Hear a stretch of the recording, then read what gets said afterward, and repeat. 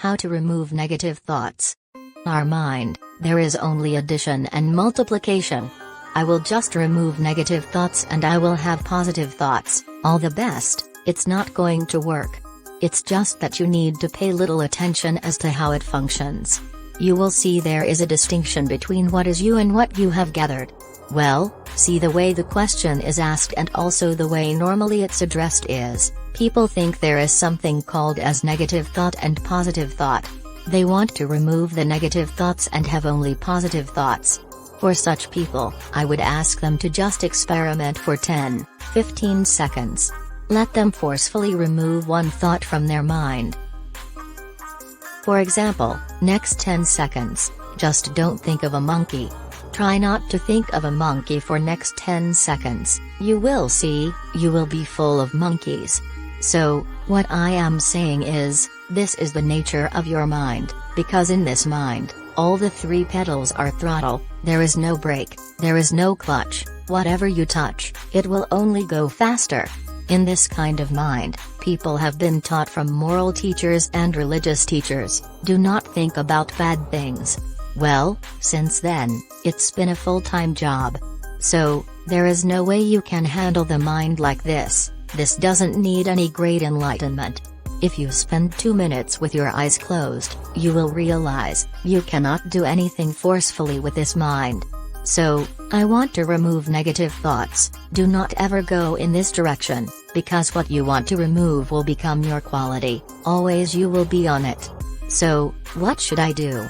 The thing is this, without understanding the fundamental mechanism of this mind, because our mind, human mind is the most sophisticated computer on the planet. Even all the supercomputers have come out of this. When this is the case, is it not important that we understand the mechanics of how it functions? One simplistic aspect of how it functions is, there are no subtractions and divisions in our mind, there is only addition and multiplication. If you try to do something with it, it will say, 1 more. If you try hard, it will multiply into many more. In this mind, you don't try to identify what is positive, what is negative and try to remove it. First of all, one needs to understand, this mind of yours, this body of yours is supposed to serve you. The life that you are is important. Body and mind are vehicles that must serve us. If you sit in a vehicle, it must go, laughs, where you want to go. If it goes to its own destination, what is the point of such a vehicle? It's just a nuisance. Right now, most human beings are unfortunately experiencing this fantastic possibility of human mind as a nuisance, as a troublesome thing. Well, this is the most beautiful thing you have. It's just that you need to pay little attention as to how it functions. One simple thing is this, first and foremost process is. That's why we put out this process called Ishan Kriya. This is to distance yourself from your physiological and psychological process. There is something called as you which exists. This is not a composite of all your thoughts and emotions and physiological processes. Beyond that, there is you. If you close your eyes, even if you cannot see anything, you're still there. It is through the window of your eyes that you are looking out, but if you close your eyes, it doesn't mean that you don't exist, you still exist. So, beyond your thought you still exist, beyond your emotion you still exist, so that you, the life that you are, this has to come into your experience. Why is it that you're not allowing that to come into your experience, which is the most significant aspect of who you are? Who you are right now, the most significant aspect is, you and me are alive right now, this is it. What I'm thinking, what you're thinking is not the important thing. We are alive right now, that is the important thing. So, it is important that you focus on this fundamental sense of aliveness within you, and then you will see there is a natural distance between you and your thought process. Once there is a distance between your psychological process and your physiological process, this is the end of suffering. Because there are only 2 kinds of suffering that human beings go through, physical suffering and mental suffering. Once you create a little space between you and your mind, between you and your body, this is the end of suffering.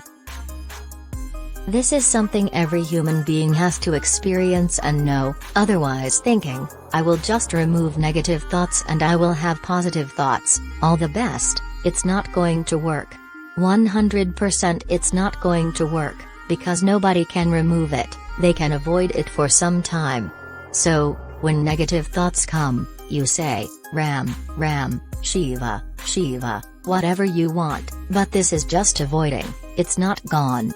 The moment you stop that, it will pop back with great force, otherwise it will come back in your dreams. So, it's very important. First of all, you need to understand your anger, your resentment, your fear, your anxieties, the negativity that you generate. Generally, resentment, anger, it is always directed towards somebody.